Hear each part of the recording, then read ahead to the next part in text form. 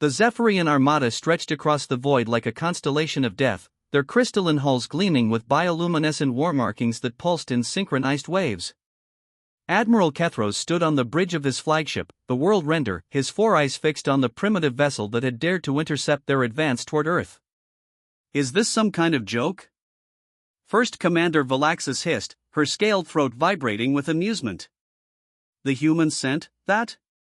The human warship Defiance hung alone in space, dwarfed by even the smallest Zephyrian destroyer. Its gray hull bore scorch marks from a dozen battles, and compared to the elegant, organic curves of Zephyrian bioships, it looked like a crude metal box held together by desperation in prayer.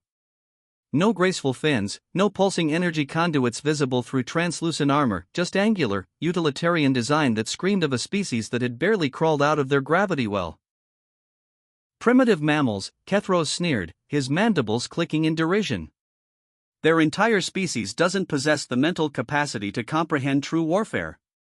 Look at it, no living components, no psychic amplifiers, no quantum resonance chambers. How do they even move that relic?" The communications array crackled to life, and a human voice cut through the static. "Zephyrian fleet, this is Captain Sarachin of the UES Defiance.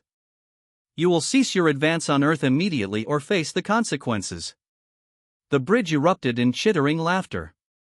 Kethros had to steady himself against his command throne as the absurdity of the situation overwhelmed him. "Did she just threaten us? The entire 7th Fleet?" "Sir," reported the tactical officer, "their vessel shows minimal energy signatures.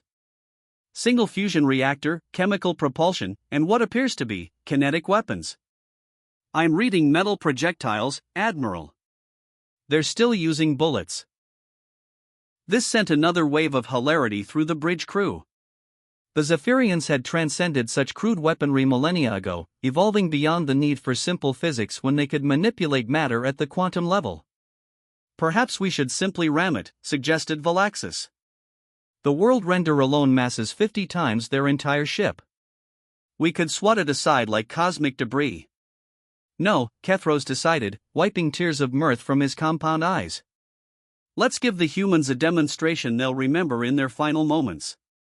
All ships, power to full combat readiness. Show them what a real civilization looks like when it wages war." 300 Zephyrian vessels began to glow with lethal intent. Plasma batteries charged with the fury of contained stars, quantum torpedo tubes loaded with reality warping munitions, and psionic disruptors hummed with the collective will of a billion warrior minds.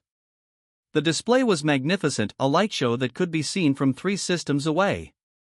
The Defiance responded by rotating slowly. A single turret on its dorsal hull swiveled with mechanical precision, revealing what looked like an oversized cannon. The Zephyrians didn't even bother to raise shields. "What is it doing?" Valaxis asked, still chuckling. "Are they going to shoot us with their little popgun?" Captain Chen's voice returned, steady and calm. "Last warning. Stand down." "Oh, this is rich," Kethros gasped. "Fire a warning shot across their bow. Let's see how brave they are when they witness true power." But before the weapons officer could comply, the Defiance fired. There was no dramatic buildup, no gathering of exotic energies, no reality-bending effects. Just a simple, honest acceleration of matter to an appreciable fraction of light speed. The projectile, hardly larger than a human fist, streaked across the void with the inevitability of physics itself.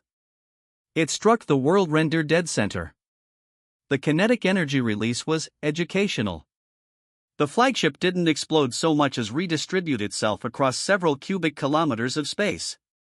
The shockwave propagated through the tightly packed formation like dominoes falling, each ship's destruction triggering cascading failures in their neighbors. Quantum-entangled hulls shared the catastrophic damage instantaneously. In 2.3 seconds, 300 of the most advanced warships in Zephyrian history became an expanding cloud of superheated plasma. In the sudden silence, Captain Chen's voice crackled through space. "Physics doesn't care about your technology. It only cares about mass and velocity." You should have listened.